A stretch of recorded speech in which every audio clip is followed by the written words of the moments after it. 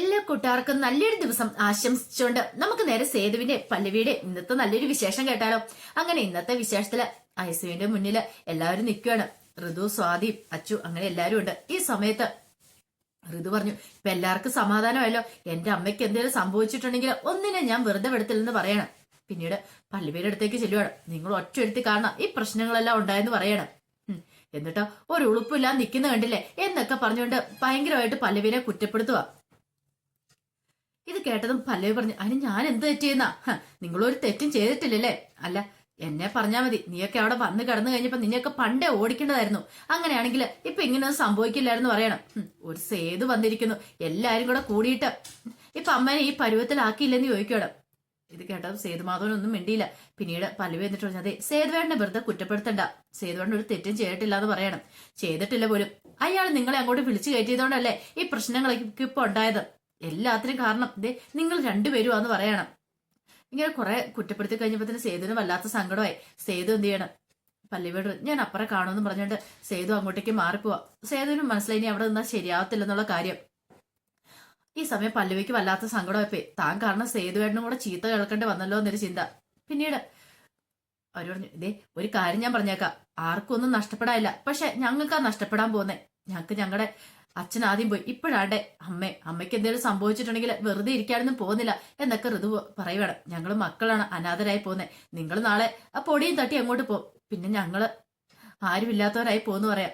ഇത് കേട്ടത് പല്ലവി പറഞ്ഞു, ക്ഷമിക്കണമെന്ന് പറഞ്ഞുകൊണ്ട് ഋതുവിന്റെ മുന്നിലേക്ക് അങ്ങോട്ട് ചെല്ലുവാണ്. കൈ കൂപ്പി പിടിച്ചിട്ട് പറഞ്ഞു, അതെ എന്റെ ഭാഗത്തുനിന്ന് എന്തെങ്കിലും തെറ്റുണ്ടായിട്ടുണ്ടെങ്കിൽ ക്ഷമിക്കണം. ഒരു കാരണവശാലും അച്ഛൻ അങ്ങോട്ട് വരാൻ പാടില്ലായിരുന്നു, അല്ലെങ്കിൽ ഞാൻ ആ വീട്ടിൽ നിൽക്കാൻ പാടില്ലായിരുന്നു. അതുകൊണ്ടല്ലേ ഈ പ്രശ്നങ്ങളൊക്കെ ഉണ്ടായത്. സേതുവേട്ടൻ പറഞ്ഞാൽ പോലും ഒരിക്കലും നിൽക്കില്ലായിരുന്നു.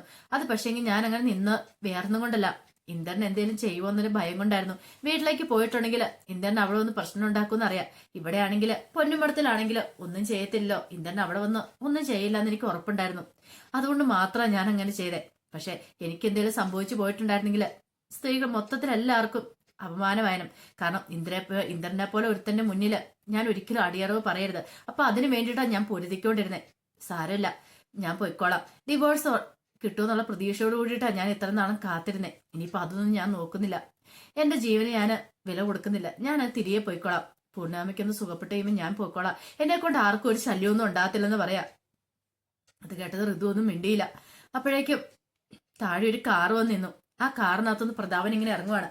പ്രതാപൻ ഒന്ന് നോക്കിയിട്ട് നേരെ അങ്ങോട്ടേക്ക് കയറി റിസപ്ഷനിലേക്ക് വരുവാണ്. വന്നിട്ട് ചോദിച്ചു, ഈ ICU വാർഡ് എവിടെയാന്ന് ചോദിക്കണം. അത് മോളത്തെ ഫ്ലോറിലാന്ന് പറയണം. പിന്നീട് പ്രതാപൻ അങ്ങോട്ടേക്ക് കയറി വരിക. പ്രതാപൻ വന്നിട്ട് അവിടെ ഒരു 5 മിനിറ്റ് നിന്നിട്ട് ഇങ്ങനെ കുറച്ചൊക്കെ ആലോചിച്ചതിന് ശേഷം നെഞ്ചത്തടിച്ച് നിലവിളിച്ചോണ്ട് എന്റെ ചേച്ചിയെന്നും പറഞ്ഞോണ്ട് അലറി വിളിച്ചോണ്ട് അങ്ങോട്ട് വരുവാണ്. അപ്പൊ ആൾക്കാരൊക്കെ പ്രതാപനെ ഇങ്ങനെ നോക്കുക, ഇയാൾ എന്താ ഇങ്ങനെ കാണിച്ചോണ്ട് വരുന്നതെന്ന്. പിന്നീട് നേരെ ഐസുവിന്റെ മുന്നിലേക്ക് വരുവാണ്. ഐസുവിന്റെ മുന്നിലേക്ക് വന്നിട്ട് വാണം വിട്ടുപോലെ നേരെ അങ്ങോട്ട് പോവാണ്. ഒരിടത്തേക്ക് നോക്കുന്നില്ല. ചെന്നിട്ട് ഐസുവിന് മുന്നിൽ നിന്നിട്ട് അയ്യോ എന്റെ ചേച്ചി പോയെന്നൊക്കെ പറഞ്ഞ് നെഞ്ചത്തടിച്ച് നിലവിളിക്കുക. പെട്ടെന്ന് ഋതു ചാടി എഴുന്നിട്ട് അങ്ങനെ ചെന്നിട്ട് പറഞ്ഞു, അങ്കിളിത് എന്തൊക്കെയാ പറയണേ? ഇങ്ങോട്ട് വരാൻ പറഞ്ഞ കയ്യെ പിടിച്ച് വലിക്കുക. എന്റെ ചേച്ചി പോയില്ലേന്ന് ചോദിക്കുക. എങ്ങോട്ട് പോയെന്ന്? ഇവിടെ ആരും ഒരിടത്തേക്കും പോയിട്ടൊന്നും ഇല്ലെന്ന് പറയാം. ഇങ്ങോട്ട് വന്നേ, വെറുതെ മനുഷ്യനെ നാണം കെടുത്താൽ ഇങ്ങോട്ട് വരാൻ പറയാണ്. പിന്നീട് അങ്ങോട്ട് വിളിച്ചോണ്ട് വന്നു. അല്ല അപ്പൊ എന്റെ ചേച്ചിക്ക് കുഴപ്പമൊന്നുമില്ലേ? അതെ അമ്മയ്ക്ക് ഒരു കുഴപ്പമില്ലെന്ന് പറയാം. ഇപ്പോഴാ ഒരു സമാധാനമായത്. എന്റെ ദൈവമേ നീ കാത്തു. ഞാൻ ആകെ പാഴെ ടെൻഷനായി പോയിരുന്നു. അവിടെയൊക്കെ പറയുന്നത് എന്താണെന്നറിയോ, ചേച്ചി പോയെന്നാ പറയണേ, അതുകൊണ്ടാന്ന് പറയാ. ഇത് കേട്ടോ ഋതു പറഞ്ഞു, അങ്കിളൊന്നും മിണ്ടാതിരിക്കാൻ പറയണേ. അപ്പോഴേക്ക് സേതു, സ്വാതി എല്ലാരും കൂടെ അങ്ങോട്ട് വന്നു. പിന്നീട് ഇങ്ങനെ നോക്കണം, എല്ലാരും മാറി നോക്കിട്ട് ചോദിച്ചു, അല്ല ശരിക്കും പറയാം എന്റെ ചേച്ചിക്ക് എന്തോ സംഭവിച്ചെന്ന് ചോദിക്കോടെ. ഇത് കേട്ട് കഴിഞ്ഞപ്പോ ആരും ഒന്നും മിണ്ടിയില്ല. പെട്ടെന്ന് സ്വാതി പറഞ്ഞു, എല്ലാത്തിനും കാരണം ഈ നിൽക്കുന്ന രണ്ടുപേരും നിൽക്കുന്ന കണ്ടില്ലേ, ഒന്നും അറിയത്തില്ലാത്ത മട്ടില്ല. ഇവര് കാരണം എല്ലാം സംഭവിച്ചെന്ന് പറയാണ്. ഇത് കേട്ടതും പെട്ടെന്ന് തന്നെ പ്രധാനം പറഞ്ഞു, എനിക്ക് അപ്പോഴേ അറിയായിരുന്നു. അന്നേ ഞാൻ പറഞ്ഞ ഇവറ്റോളെ അവിടെ നിന്ന് ഓടിച്ചു വിടാനായിട്ട്. എന്നിട്ട് കേട്ടോ ഇപ്പൊ കണ്ടില്ലേ, അനുഭവിച്ച എല്ലാരും കൂടി പറഞ്ഞാൽ കുറച്ചൊക്കെ വില തരണമെന്ന് പറയണം. ആ സമയം സ്വാതിയോട് ഇത് പറഞ്ഞു, ദേ സ്വാതി നീ ഒന്നും മിണ്ടായിരിക്കാൻ പറയാണ്. ഈ സമയത്താണ് ഇങ്ങനെയൊക്കെ പറയണേ. ഇതൊരു ഹോസ്പിറ്റലാന്ന് പറയണം. അച്ചു പറഞ്ഞു, അതെ ഇതൊരു ഹോസ്പിറ്റലാണ്, നമ്മൾ അതിന്റെ മര്യാദ കാണിക്കണ്ടേ. വെറുതെ ഇവിടെ കിടന്ന് ഒച്ചപ്പാളും ബഹളവും ഒന്നും ഉണ്ടാക്കാൻ പാടില്ലെന്ന് പറയണം. പിന്നീട് പ്രതാപൻ ഇങ്ങനെ കട്ട കലിപ്പോടെ നിൽക്കുന്ന സമയത്ത് ഡോക്ടർ അങ്ങോട്ടേക്ക് വരുവാണ്. ഡോക്ടറോട് എന്നിട്ട് സേതു ചോദിച്ചു, എന്താ ഡോക്ടറെ, അമ്മയ്ക്ക് എന്താന്ന് ചോദിക്കണം. വാ പറയാന്ന് പറയാണ്. അങ്ങനെ ഡോക്ടർ അങ്ങോട്ടേക്ക് പോയി. പിന്നീട് നേഴ്സ് വന്നിട്ട് പറഞ്ഞു, അതെ രണ്ടുപേരോട് അങ്ങോട്ട് ചെല്ലാൻ പറഞ്ഞു പറയാം. ഇത് കേട്ട് കഴിഞ്ഞപ്പോഴത്തേനും പ്രതാപൻ ചാടി എഴുന്നേറ്റു. പിന്നീട് ഋതുവിനോട് പറഞ്ഞു വാ മോളെ എന്ന് പറയാണ്. പെട്ടെന്ന് ഋതു പറഞ്ഞു അതെ അങ്കിള് വരണ്ടാന്ന് പറയാണ്. പല്ലവി പറഞ്ഞു സേതുവേട്ടൻ ചെല്ലാൻ പറയണം. അങ്ങനെ സേതു ഋതുവും കൂടെ മുറിയിലേക്ക് അങ്ങോട്ട് ചെല്ലി ഡോക്ടറെ ക്യാബിനിലേക്ക് ചെല്ലുവാണ്. ഈ സമയത്ത് മുഖത്തടി ഏറ്റവുമല്ലേ പോയി പ്രധാവന്. പ്രധാൻ പറഞ്ഞു അല്ലേലും എനിക്ക് പോകാൻ ഇച്ചിരി ടെൻഷൻ കാര്യങ്ങളൊക്കെ ഉണ്ട്. ഈ ഡോക്ടർ പറയുന്ന കാര്യങ്ങളൊന്നും എനിക്ക് അങ്ങോട്ട് മനസ്സിലാകത്തില്ല. വീണെടുത്ത് കിടന്ന് ഉരുളുവാ പ്രധാവൻ. കാരണം ഋതു അയാളെ കൊണ്ടുപോയില്ല ഡോക്ടറെ ക്യാബിനിലേക്ക്. അതിന്റെ ഒരു സങ്കടവും ദേഷ്യമൊക്കെ ഉണ്ട്. പക്ഷെ അത് പുറത്ത് കാണിക്കാൻ പറ്റില്ലല്ലോ. അതുകൊണ്ടാ പിന്നെ ഞാൻ പോവാത്തെ. പിന്നെ ചേച്ചിയുടെ അവസ്ഥയൊക്കെ അറിഞ്ഞുമ്പോ എനിക്ക് ഭയങ്കര വിഷമവും. ഞാൻ തകർന്നു പോകും. അതെന്തുകൊണ്ടും നന്നായി. അതുകൊണ്ട് പിന്നെ ഞാൻ പോവാത്തെന്നൊക്കെ പറഞ്ഞ് പ്രധാൻ പതുക്കെ തടി ഉരുവാണ്. ഇത് അച്ഛനും സാധിക്കും ആയിരിക്കുന്ന പല്ലവിക്കും ഒക്കെ മനസ്സിലായി പ്രതാപന്റെ ഉരുണ്ടുകളിക്കല് കൊണ്ടാവാത്തന്റെ ആ ഒരു നീരസമൊക്കെയാന്നുള്ളത്. പിന്നീട് ഋതുവും സേതുവും കൂടെ ഡോക്ടറെ ക്യാബിനിലേക്ക് ചെല്ലുവാണ്. ക്യാബിനിലേക്ക് ചെന്നപ്പോൾ ഡോക്ടർ അതെ ഒരു മൈൽഡ് അറ്റാക്ക് ആയിരുന്നു പറയണത്. ഇത് കേട്ട് രണ്ടുപേരും ഒന്ന് ഞെട്ടി. അല്ല നല്ല സ്ട്രെസ് ഉണ്ടാകുന്ന എന്തെങ്കിലും കാര്യങ്ങളൊക്കെ ഉണ്ടായിരുന്നോ? ഇപ്പോഴും നല്ല ബീപ്പ് നല്ല ഹൈ ആയിക്കൊണ്ടിരിക്കുകയാണ്. ഇങ്ങനെ പോയിട്ടുണ്ടെങ്കിൽ അപകടകര. ഇപ്പൊ വലിയ കുഴപ്പമില്ല, 5 ഗ്രാം ഒന്നും ചെയ്തിട്ടില്ല. പക്ഷേങ്കിൽ ഇനി എന്തേലും വേണ്ടി വന്നിട്ടുണ്ടെങ്കിൽ എന്തേലും ചെയ്യേണ്ടതായിട്ട് വരും. അത് മാത്രമല്ല സ്ട്രെസ് ഒരു കാരണവശാലും കൊടുക്കാൻ പാടില്ല. ഇപ്പൊ അത്യാവശ്യം മെഡിസിനും കൊണ്ടൊക്കെ നമുക്ക് മുന്നോട്ട് പോവാം. പക്ഷെ സർജറിയും കാര്യങ്ങളൊന്നും വേണ്ടി വന്നിട്ടില്ല. പക്ഷേങ്കിൽ ഇനി ഇങ്ങനെ തുടരുവാണെങ്കിൽ ആളുടെ നില ഇച്ചിരി ഗുരുതരമായി പോകുന്നു പറയാം. അതുകൊണ്ട് നിങ്ങളാണ് നോക്കണ്ടേ. ഞങ്ങളുടെ ഭാഗത്തുനിന്ന് മെഡിസിൻ മാത്രമേ പറ്റത്തുള്ളൂ. ഇനിയിപ്പൊ നിങ്ങളാണ് ബാക്കി കാര്യങ്ങളൊക്കെ നോക്കണ്ടേ. അവർക്ക് മനസ്സമാധാനമാണ് ഏറ്റവും പ്രധാനമായിട്ട് വേണ്ടേ. ഒരു കാരണവശാൽ അവരുടെ മനസ്സിനെ സങ്കടപ്പെടുത്തുന്ന ഒരു കാര്യങ്ങളും ഉണ്ടായിക്കൂടെന്ന് പറയാണ്. അല്ല നിങ്ങൾ മക്കളാന്നല്ലേ പറഞ്ഞു നിൽക്കും. ഇത് കേട്ടത് ഇത് പറഞ്ഞു അത് ഞാൻ മകളാന്ന് പറയണം. സേതു പറഞ്ഞു ഞാൻ മകനാന്ന് പറയാണ്.